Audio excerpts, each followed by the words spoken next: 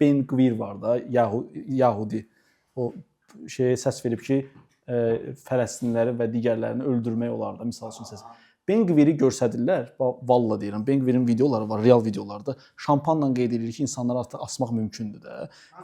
İsraildə bir 30-40% liberal var, buna qarşı çıxmır, 60%-dən səs qəbul olunub. Ben Gvirin personajı, valla kimsə filmdə çəksən deyərsən ki, bu ağ eləyib, yəni çox groteskdir də, yəni açıq aydın şərdir də, yəni heç bir qram xeyri yoxdur. Deyirsən ki, elə insanlar hələ də var.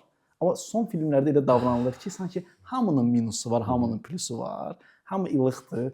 Yəni hamının mənfi tərəfi var amma açıq mənfi və açıq müsbət insanlar hələ də var, mənə elə gəlir. Yəni ofis klerkin həyatının da baş verən, yəni təlatüm çox oldu elə bil biraz. Nə qədər maraqlı olur. Yəni onun da var, bunun da var. Mən bilirəm hamının həyatında nəsə yuxarı aşağı problem var da.